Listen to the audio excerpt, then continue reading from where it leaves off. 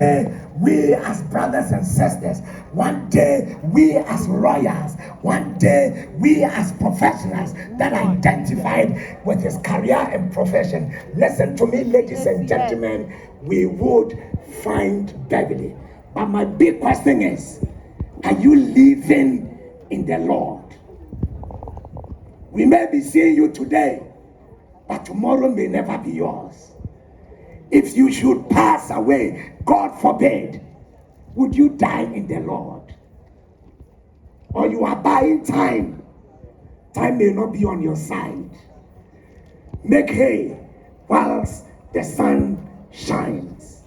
Find your maker whilst you have bread. You may be saying, the bishop, let me have all the fun.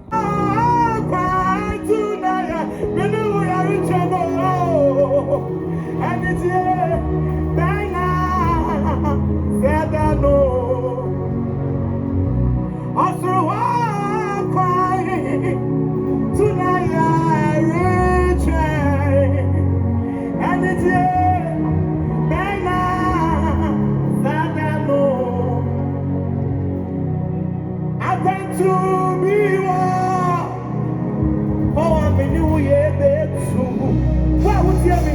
And then we are saying, I'm going to be also I cry tonight, I return, and it's you, and I said I know,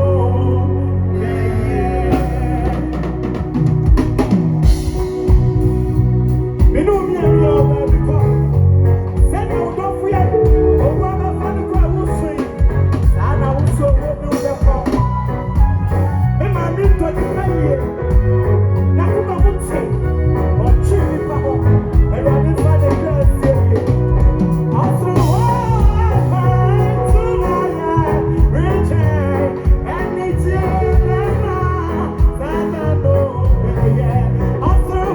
I don't even know where to start from. I met Beverly through Rosalie. I invited her to my son's naming in Kumasi, and she came all the way from Accra to Kumasi. And as soon as Beverly saw me, what she said to me was, Vivian, Rosalie, I can't once a public pray. Indeed, you are a sister. So we became very close from there to the extent that Anachina of Fred. I don't for fun in your social media, I don't for fun. And I called her the second time and I said, Bev, I have a script for you. And she said, who is directing? I hope it's Nikomasi. And I'm saying, Nikomasi, I am directing. And she laughed. She said, whoa. I'm a camera for my one on the prof. So I met her the third time at Medina. Me invited her to a restaurant. We sat there and I called Rosalie. I gave her the script and I made the payment. She came on set. All what she could say was, Vivian, oh yeah, dear, I'm super proud of you. She asked me, why are you still single? Well, I'm not supposed to say this yet. But I'm saying this because and the advice you gave me that night, I told her my reason. And she said, Vivian, on your wedding day, I saw my son. She tested me and she said, leave me home for me. They called Richard. I said, okay. We spoke and then she left. Rosalie called me again and said, Beverly's off for a and I said, I haven't seen any missed calls. So I went back to all my missed calls and then I called almost all the foreign numbers I had on my phone. And one was Vivian Mcbrown. I said, yes, just come back home. I have a lot of scripts for you. Beverly, you know, Yari. Roslyn came here and Beverly said, call Vivian for me. Even 3 weeks ago, we spoke on video call. And I told her, Bev, if you come as a bar, open there, say, buy me cake. Bev, I'm here to buy you all the cakes you want. Ama, thank you so much. Wherever you are, may your beautiful soul rest in peace. And don't forget that we love you. Rosalind, rest well, Queen. Thank you.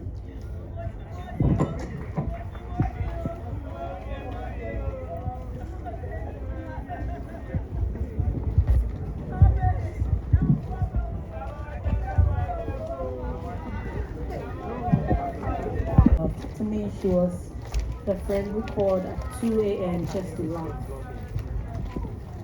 The one who reminded me who I was before the cameras, before the noise.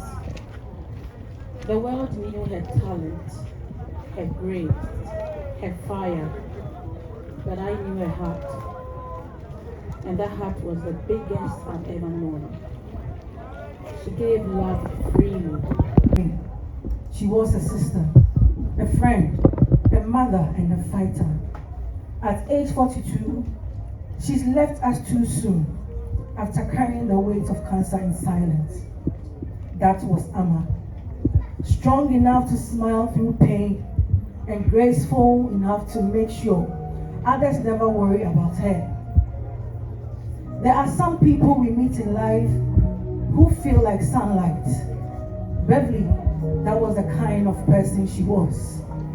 She entered a room softly, yet somehow filled every corner with warmth, laughter, and life.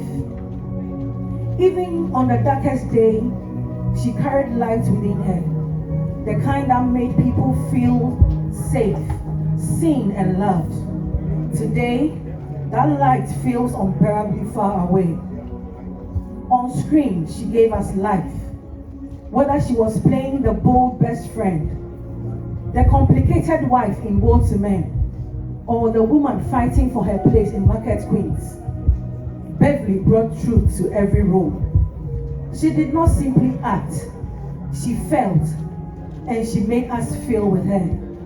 Ghana's film and television industry is darker today because one of its brightest stars has dimmed. Directors trusted her. Co-stars cherish her energy on set. Young actors admire her as proof that talent, discipline, and humanity can coexist beautifully. But the Beverly we knew off screen was more remarkable. Quiet, brave, beautifully strong, unshakably kind.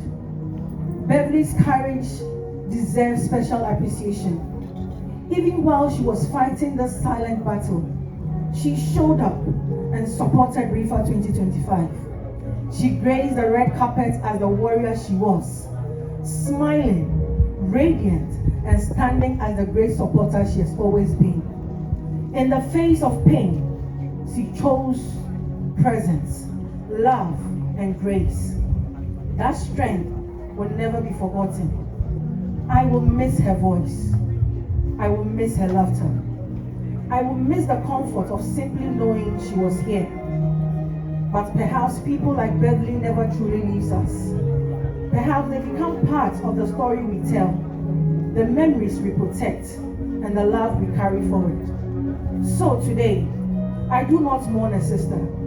I celebrate a life that mattered. A woman who loved well, a soul that gave more than it took. Beverly Ama Afaglo, your name is written not only in movie credits, but today, in the hearts of everyone you touch. Hollywood and Nollywood have lost a gem, but the heavens has gained an angel. The Lord gave, the Lord has taken away. Blessed be the name of the Lord.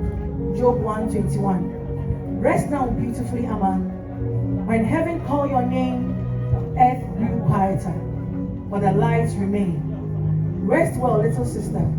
Your battle is over, but your legacy endures. We love you, we miss you, and we will continue to tell your story. Thank you.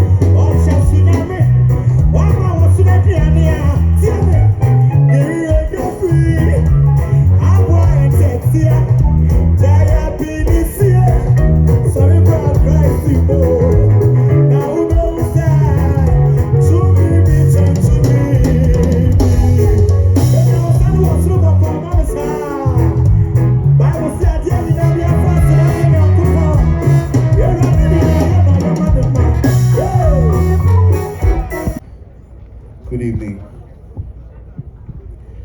Distinguished family, friends, colleagues, industry stakeholders, and all gathered here today, on behalf of my colleagues and the Executive Secretary, I bring you warm greetings from the National Film Authority.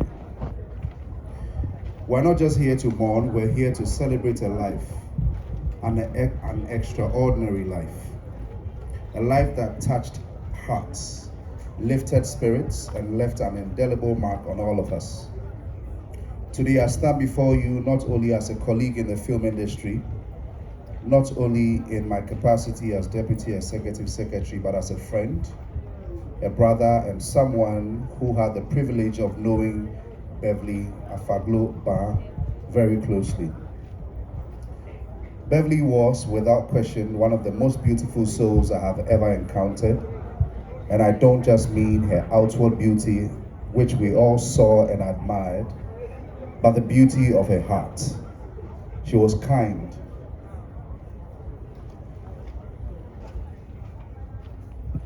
She was benevolent. She was freely, selflessly, and often quietly a giver. From orphanage homes to individuals in need, Beverly made it her mission to be a blessing to others. She was a happy soul, vibrant and full of life. Her beautiful, ever-present smile could light up any room she walked into. Beverly loved people. She loved laughter and she loved connection. She was sociable, warm, and would always surround herself with good company. And if there was music, you could be certain of one thing. Beverly would be the first to hit the dance floor with her moves. That was her spirit. Joyful, free, and alive. My personal journey with Beverly began early in my career when I had the opportunity to feature in a series with her called The Misa. Even then, it was clear that she was special. Not just talented, but dedicated, focused, and driven. She was an amazing actress and a natural one at that. She didn't just play roles, she lived them. I'm sure my directors can attest to that. And through her craft, she won the hearts of many across Ghana and beyond. She became a role model not by trying to be one, but simply by being herself. Beyond the screen,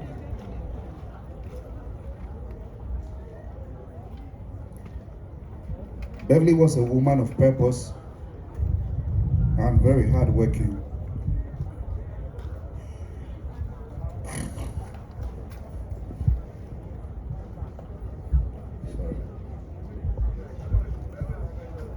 She built her business,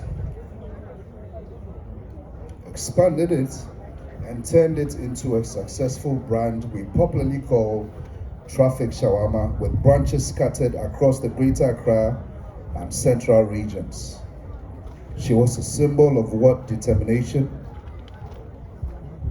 discipline, and vision can achieve. Beverly was always there and would always show up for her industry friends who called on her.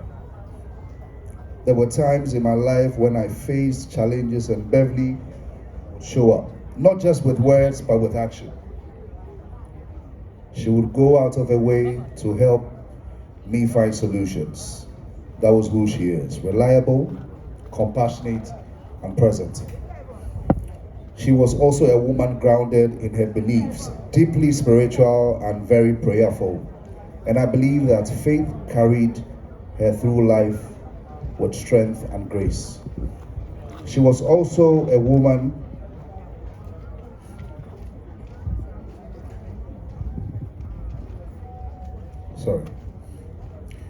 Today we also remember that beyond her achievements, beyond her public life, Beverly was a wife and a mother. She leaves behind 2 children. To her children, I want to say this: your mother was extraordinary. She was strong, loving, and full of light. The world knew her as a star, but you knew her as mom. And in that role, I have no doubt that she gave you her very best. Her legacy lives on in you. Her values, her strength, her kindness, they are now yours to carry forward. And you will never walk alone. We are all here with you. To her husband, family, her loved ones, her friends, do take comfort in knowing that Beverly lived a life of impact, a life of meaning, and a life that mattered. And to my colleagues and stakeholders in the film industry, this is our moment of reflection and responsibility. Beverly gave so much to this industry through her talent, her professionalism, and her passion. We must honor her not just with words, but with action. Let us uphold and foster oneness. Let us support one another. Let us continue to build an industry that reflects the dedication and spirit Beverly embodied. Let her legacy not fade but live on. And lastly, let us celebrate each other now that we're here on this earth. Beverly,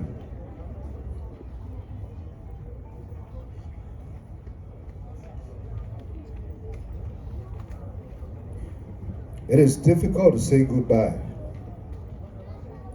but we do not say goodbye in despair.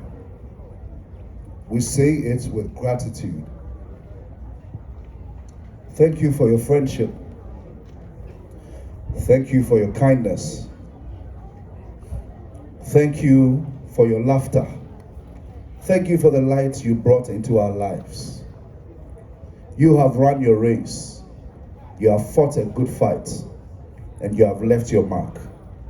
Rest well, Beverly. You will be deeply missed. You'll be forever remembered, and you'll always be loved. Farewell, dear my friend. God be with you till we meet again. Farewell.